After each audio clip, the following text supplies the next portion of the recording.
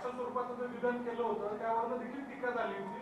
नेमकं तुम्हाला त्यावेळेला काय म्हणायचं होतं, काय त्याचा प्रश्न असा आहे, शेतकऱ्यांकडनं 1 रुपया शासन घेतं, शेतकऱ्यांना 1 रुपया देत नाही आम्ही. शेतकऱ्यांकडनं 1 रुपया शासन, म्हणजे भिकारी कोणी शासन आहे, शेतकरी नाही. पण त्याचा नेहमी अर्थ उलटा केलेला आहे. त्यामुळे 1 रुपया ही किंमत फार थोडी आहे आणि 1 रुपयाच्या विम्याच्यामुळे महाराष्ट्रामध्ये 5-5.5 लाख बोगस अर्ज या ठिकाणी सापडले. माझ्याच काळामध्ये सापडले. मी ते बोगस अर्ज तात्काळ रद्द केले आणि नव्याने घोषणा केल्या. माझ्या आतापर्यंतच्या कमीत कमी 52 GR निघालेत. इतक्या घोषणा केल्यात मी नवीन. इतके कामं कृषी खात्यामध्ये केलेत. महाराष्ट्राच्या कानाकोपऱ्यात जाऊन आलो मी, शेतावर जाऊन आलो, बांधावर जाऊन आलो, अनेक संशोधन केंद्रामध्ये गेलो. ज्या संशोधन केंद्रामध्ये सुविधा नाही त्यांना सुविधा देण्याचे मी या ठिकाणी प्रॉमिस केले, आश्वासन दिले. आतापर्यंत एकही कृषी मंत्री एकाही संशोधन केंद्रावर गेलेला नाही.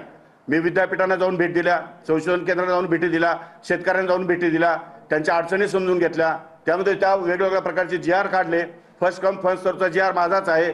प्रत्येक गावामध्ये वेदर स्टेशन निर्माण व्हावं ही पण माझीच मागणी आहे. म्हणजे या गोष्टीमध्ये ज्या ज्या अडचणी शेतकऱ्यांच्या आहेत त्या अडचणी दूर करण्यासंदर्भात आपल्याला काय काय करता येईल आणि त्या संदर्भातली फीडबॅक जो आहे तो शेतकऱ्यांकडून कसा मिळेल यासाठी माझे प्रयत्न सुरू आहे. गेल्या 6 महिन्यामध्ये प्रचंड मोठा बदल या कृषी विभागामध्ये आपल्याला बघायला मिळेल. मी तर आपल्याला एवढंच सांगतो की 100 दिवसाच्या कार्यक्रमामध्ये 3रा क्रमांक कृषी विभागाचा आलाय. उगीच येतोय, आपोआप येतो की कधी नंबर.